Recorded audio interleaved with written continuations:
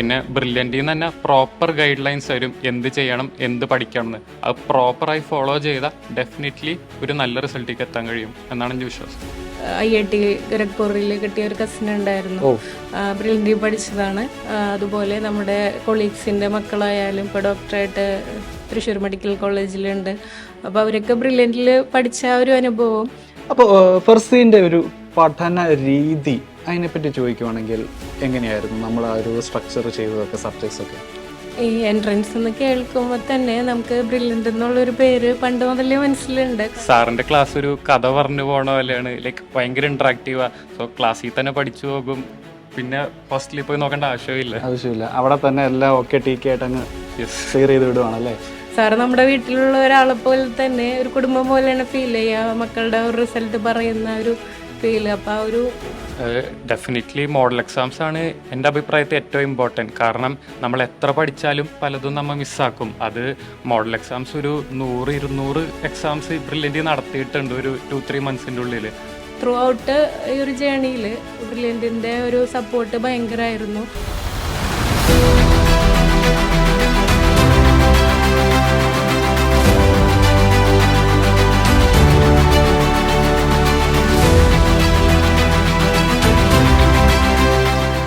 നിരവധി വിദ്യാർത്ഥികളുടെ ഒരു ആഗ്രഹമാണ് ഒരു ഡോക്ടർ ആവുക എന്നുള്ളത്. എന്നാൽ അതിൻ്റെ ആദ്യ കടമ്പ എന്ന് പറയുന്നത് ഓൾ ഇന്ത്യ തലത്തിൽ സംഘടിപ്പിക്കുന്ന നീറ്റ് എക്സാം ക്ലിയർ ചെയ്യുക എന്നുള്ളതാണ്.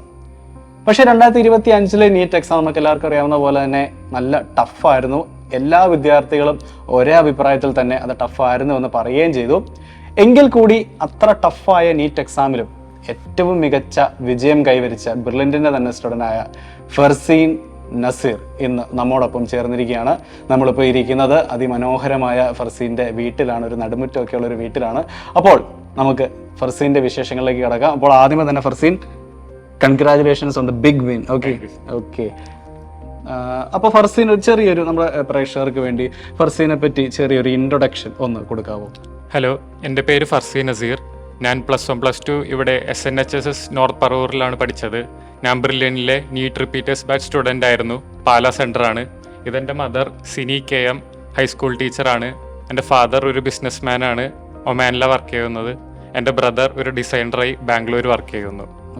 ഫർസീൻ, ആദ്യമേ തന്നെ ചോദിക്കാനുള്ളത്, വലിയൊരു വിജയം കരസ്ഥമാക്കിയിരിക്കുകയാണ്. എന്താണ് ഈ ഒരു നിമിഷം ഫർസീന് തോന്നുന്നത്? വളരെയധികം സന്തോഷമുണ്ട്. കുറേ കാലമായുള്ള ആഗ്രഹമാണ് ഡോക്ടർ ആവാനുള്ളത്. അപ്പോൾ അതിൻ്റെ ഫസ്റ്റ് ഒരു കടമ്പ കടന്നതിൽ വളരെ സന്തോഷം. ഓക്കെ. ശരിക്കും ഇപ്പോൾ ഞാൻ ഈ ഇൻട്രൊഡക്ഷനിൽ പറഞ്ഞ പോലെ തന്നെ 2025 നീറ്റ് എക്സാം എന്ന് പറയുന്ന വളരെ ടഫായിട്ടുള്ളൊരു എക്സാം തന്നെയായിരുന്നു. അത്രയും ടഫാകും നമ്മൾ ആരും തന്നെ അങ്ങനെ പ്രതീക്ഷിച്ചുമില്ല. പക്ഷേ എന്നിരുന്നാലും ഫർസീൻ എങ്ങനെയായിരുന്നു ആ ഒരു എക്സാം? ലൈക്ക് ആ ഒരു ടഫാണെന്ന് തിരിച്ചറിഞ്ഞപ്പോൾ എക്സാം ഹാളിലുണ്ടായ ഒരു ഇമോഷൻ, അതുപോലെ എക്സാം കഴിഞ്ഞപ്പോൾ എക്സാം ഹാളിൽ നിന്ന് വെളിയിൽ വന്നപ്പോൾ ഉണ്ടായിരുന്ന ആ ഒരു ഇമോഷനൊക്കെ എങ്ങനെയായിരുന്നു? ഞാൻ first of all question paper കിട്ടുമ്പോൾ തന്നെ എല്ലാ ക്വസ്റ്റ്യൻസ് ഒന്ന് ഓടിച്ച് നോക്കും, ഏകദേശം ഒരു ഡിഫിക്കൽട്ടി ലെവൽ മനസ്സിലാക്കാൻ. അപ്പോഴേ ഒരു ഡൗട്ട് തോന്നിയായിരുന്നു.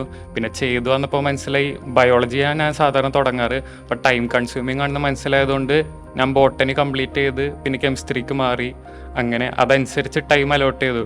ബ്രില്യൻറ്റിൽ കുറേ അധികം മോഡൽ എക്സാംസ് എഴുതിയ കാരണം പല ഡിഫിക്കൽട്ടി ലെവൽ അറ്റൻഡ് ചെയ്തേക്കണ കാരണം അതനുസരിച്ച് മാറാൻ കഴിഞ്ഞു. നമുക്ക് കിട്ടിയപ്പോൾ തന്നെ ഒരു ഐഡിയ നമുക്ക് ലഭിച്ചു. ഓക്കെ, ഇതെങ്ങനെയാണ് മാനേജ് ചെയ്യേണ്ടതെന്നുള്ളത് അല്ലേ? ഓക്കെ. അപ്പം നമ്മുടെ എക്സാം എഴുതി കഴിഞ്ഞ് വെളിയിലേക്ക് വന്നപ്പോൾ ഒരു എമോഷൻ എങ്ങനെയായിരുന്നു? എക്സാം എഴുതി കഴിഞ്ഞപ്പോൾ തന്നെ റൂമിലുള്ള എല്ലാ സ്റ്റുഡൻസിൻ്റെ ഫേസ് കണ്ടാൽ മനസ്സിലായിരുന്നു എല്ലാവർക്കും തന്നെ ടഫായിരുന്നു എന്ന്. പിന്നെ ടഫാണെങ്കിൽ എല്ലാവർക്കും ടഫായിരിക്കും, കട്ട് ഓഫ് കുറയുമെന്നുള്ള കാരണം എനിക്ക് അത്രക്കും ടെൻഷൻ ഉണ്ടായിരുന്നില്ല.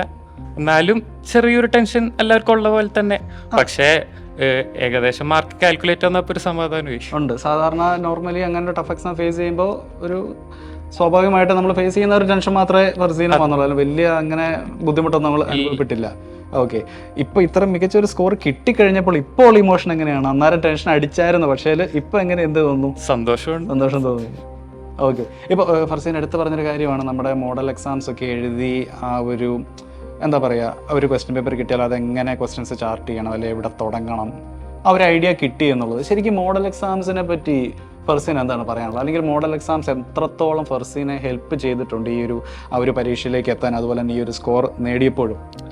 ഡെഫിനറ്റ്ലി മോഡൽ എക്സാംസ് ആണ് എൻ്റെ അഭിപ്രായത്തിൽ ഏറ്റവും ഇമ്പോർട്ടൻറ്റ്. കാരണം നമ്മൾ എത്ര പഠിച്ചാലും പലതും നമ്മൾ മിസ്സാക്കും. അത് മോഡൽ എക്സാംസ് ഒരു 100-200 എക്സാംസ് ബ്രില്യൻ്റ് നടത്തിയിട്ടുണ്ട് ഒരു 2-3 മന്ത്സിൻ്റെ ഉള്ളിൽ.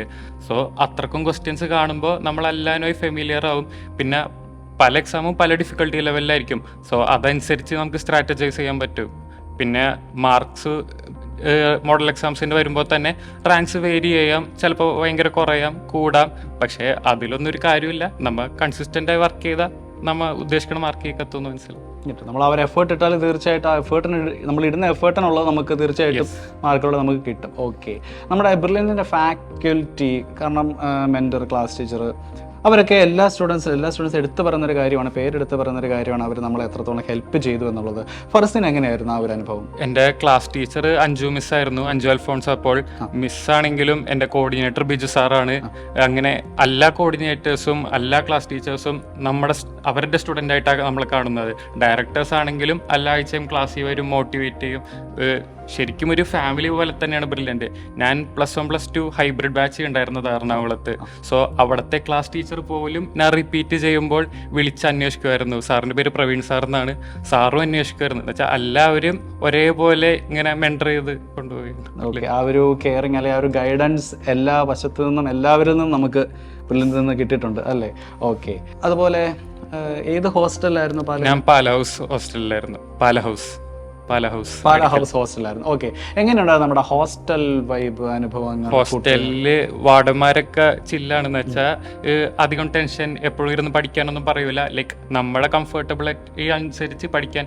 എൻ്റെ ഫ്ലോറിലെ വാർഡൻ സുബിൻ സാറായിരുന്നു. പിന്നെ നിഖിൽ സാറും വിഷ്ണു സാറും മറ്റു ഫ്ലോറിലെ വാർഡന്മാരായിരുന്നു.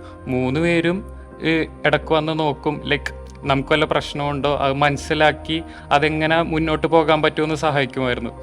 പിന്നെ കൂടെയുള്ള ഹോസ്റ്റൽ മേറ്റ്സും അതെ, ബാച്ച് മേറ്റ്സും അതെ, എല്ലാവരും ലൈക്ക് അങ്ങോട്ടും ഇങ്ങോട്ടും ഒരു പ്രശ്നമില്ലാണ്ട് ഹാപ്പിയായി പോയിരുന്നു. ഓക്കെ, അപ്പോൾ ഈ ഒരു ഹോസ്റ്റൽ വൈബിനെ പറ്റി പറഞ്ഞു. അതോടൊപ്പം തന്നെ എടുത്തു പറയേണ്ട ഒരു കാര്യമാണ് നമ്മുടെ ഒരു പിയർ ഗ്രൂപ്പ് എന്ന് പറയുന്നത്.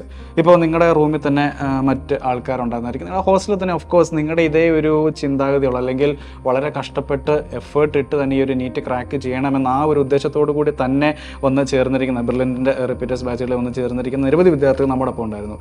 അപ്പോൾ എല്ലാവരും കൂടെ കളക്റ്റീവായിട്ട് ഇരിക്കുമ്പോൾ ആ ഒരു എന്താ പറയുക, നമ്മുടെ ചുറ്റുമുള്ളവരും നമ്മുടെ അതേ ലക്ഷ്യത്തിലേക്ക് നീങ്ങുന്ന, അല്ലെങ്കിൽ അത് എഫേർട്ട് ഇടുന്നവരാണെങ്കിൽ നമുക്കും അതിൻ്റെ ഒരു ഇൻഫ്ലുവൻസ് ഉണ്ടാകും തീർച്ചയായിട്ടും. ഫർസീൻ എങ്ങനെയാണ് അതിനെപ്പറ്റി പറയുന്നത്?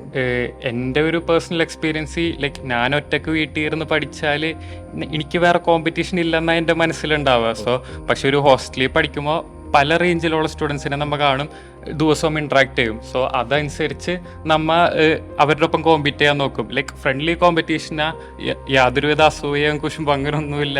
ഫുഡ് കഴിക്കുമ്പോൾ പോലും ഒരാൾ ചിലപ്പോൾ ഒരു ക്വസ്റ്റ്യൻ ഇടും, എന്നിട്ട് ഞങ്ങൾ എല്ലാവരും അതിൻ്റെ ആൻസർ ഡിസ്കസ് ചെയ്യലും.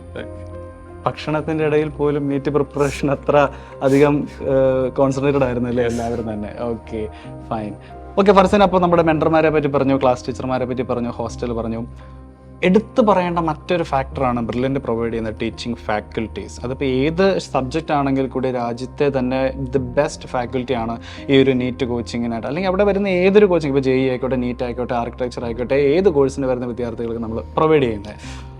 ഫർസീൻ അങ്ങനെ ഒരു പേഴ്സണൽ ഫേവറേറ്റ് ടീച്ചർ അല്ലെങ്കിൽ ഒരു സബ്ജക്റ്റ് അങ്ങനെ എന്തെങ്കിലും പറയാനുണ്ടോ? പറയാനാണെങ്കിൽ കുറേ സാർമാരുടെ പേരുണ്ട്. പക്ഷേ ഒറ്റൊരു പേര് പെട്ടെന്ന് പറയാനാണെങ്കിൽ സുവോളജിയുടെ അനൂപ് സാറാണ്. കാരണം സാറിൻ്റെ ക്ലാസ് ഒരു കഥ പറഞ്ഞു പോണ പോലെയാണ്. ലൈക്ക് ഭയങ്കര ഇൻട്രാക്റ്റീവാ. സോ ക്ലാസ്സിൽ തന്നെ പഠിച്ചു പോകും.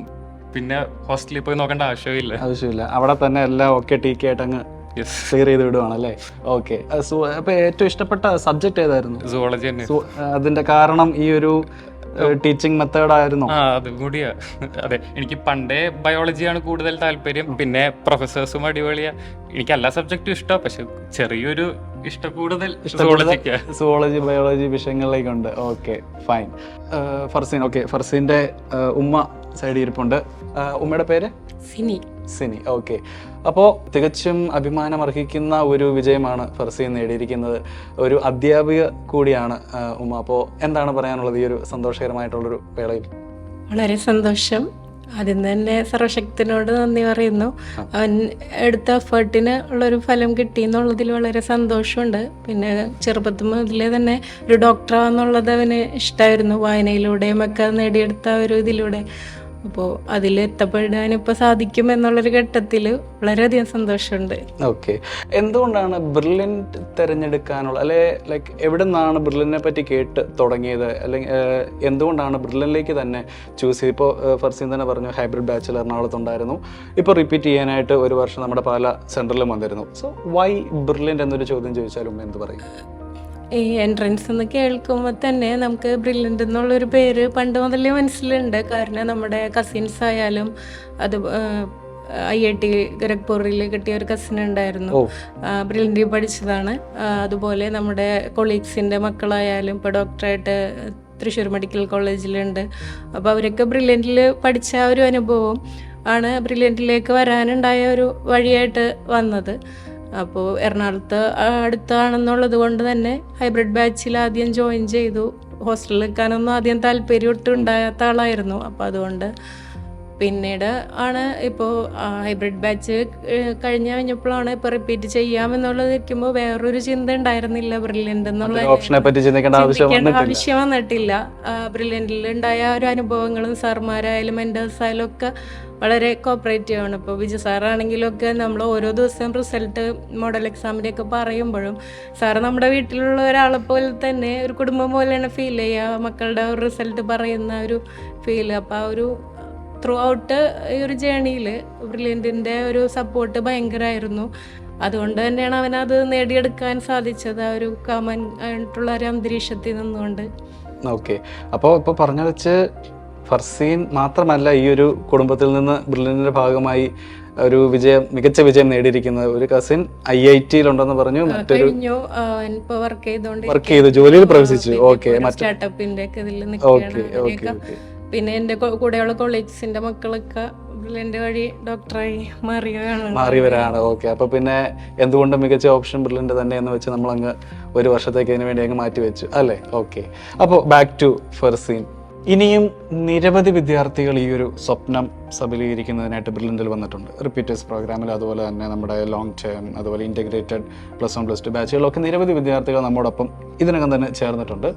അപ്പോൾ ഈ നീറ്റ് ക്രാക്ക് ചെയ്തൊരു വ്യക്തി എന്ന നിലയിൽ ഫർസീൻ എന്താണ് അവർക്ക് കൊടുക്കാനുള്ള ഒരു സജഷൻ അല്ലെങ്കിൽ ഒരു അഡ്വൈസ്? ലൈക്ക് നമ്മൾ ഇതിനു വേണ്ടി പുറപ്പെട്ട് ഇരിക്കുകയാണ്. സോ നമ്മൾ കൺസിസ്റ്റൻ്റായി വർക്ക് ചെയ്യുക. ലൈക്ക് നമുക്ക് എത്ര ടാലൻ്റ് ഉണ്ടെന്നോ നമ്മൾ എത്ര സ്മാർട്ട് ആവണോ എന്നല്ല, കൺസിസ്റ്റൻ്റായി വർക്ക് ചെയ്താൽ അതിനുള്ള റിസൾട്ട് കിട്ടും. പിന്നെ ബ്രില്യൻ്റിൽ നിന്ന് തന്നെ പ്രോപ്പർ ഗൈഡ് ലൈൻസ് വരും, എന്ത് ചെയ്യണം, എന്ത് പഠിക്കണം എന്ന്. അത് പ്രോപ്പറായി ഫോളോ ചെയ്താൽ ഡെഫിനറ്റ്ലി ഒരു നല്ല റിസൾട്ടിലേക്ക് എത്താൻ കഴിയും എന്നാണ് എൻ്റെ വിശ്വാസം.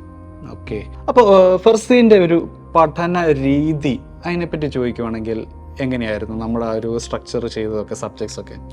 ഞാൻ first of all like weekly exams ഉണ്ടാവും. സോ വീക്ക്ലി എക്സാം ഞാൻ ആദ്യം തന്നെ ബയോളജി പഠിച്ചു തീർക്കും. കാരണം പെട്ടെന്ന് തീരുമെന്നുള്ള രീതി ബയോളജി പഠിച്ചു തീർന്നിട്ട് പിന്നെ കെമിസ്ട്രി, പിന്നെ ഫിസിക്സ്. ശനി ഞായറും ക്ലാസ് ഇല്ലാത്ത കാരണം അന്ന് മാക്സിമം ക്വസ്റ്റ്യൻസ് ചെയ്ത് നോക്കും. തിയറി വീക്കിൽ കൂടെ കംപ്ലീറ്റ് ചെയ്തിട്ട് പിന്നെ മോഡൽ എക്സാംസ് വരുമ്പോൾ ആദ്യത്തെ ലൈക്ക് 3 റൗണ്ടായിട്ട് മോഡൽ എക്സാംസ് തന്നെ. ആദ്യം ഓൾ ടോപ്പിക്ക് പോകും, പിന്നെ 2 പ്രാവശ്യം കൂടിയും പോകും. സോ ആദ്യത്തെ പ്രാവശ്യം തിയറി മൊത്തം പ്രോപ്പർലി റിവൈസ് ചെയ്തു, പിന്നെ മാക്സിമം ക്വസ്റ്റ്യൻസ് ചെയ്യാനാണ് നോക്കിയിരുന്നത്. ഇനി എഴുതാൻ പോകുന്നവർക്കും ആ ഒരു മെത്തേഡൊക്കെ വേണമെങ്കിൽ ഫോളോ ചെയ്യാവുന്നതാണ് അല്ലേ? തീർച്ചയായിട്ടും. ഓക്കെ ഫർസീൻ, ഉമ്മ, വളരെയധികം നന്ദി ഈ ചെറിയൊരു സമയം ഞങ്ങളോടൊപ്പം ചെലവഴിച്ചതിന്. അപ്പോൾ ശരിക്കും പറഞ്ഞാൽ ഒന്നുമായിട്ടില്ല, ചെറിയൊരു വാതിൽ തുറന്ന് കിട്ടിയതേ ഉള്ളൂ. ഇനി ഒരുപാട് ദൂരം യാത്ര ചെയ്യാനുണ്ട്. അപ്പോൾ ആ യാത്രയിൽ എല്ലാവിധ ആശംസകളും നേരുന്നു. മികച്ച വിജയങ്ങൾ ഇനിയും ഫർസീനെ തേടിയെത്തട്ടെ. Okay, so all the very best for your future. Thank U.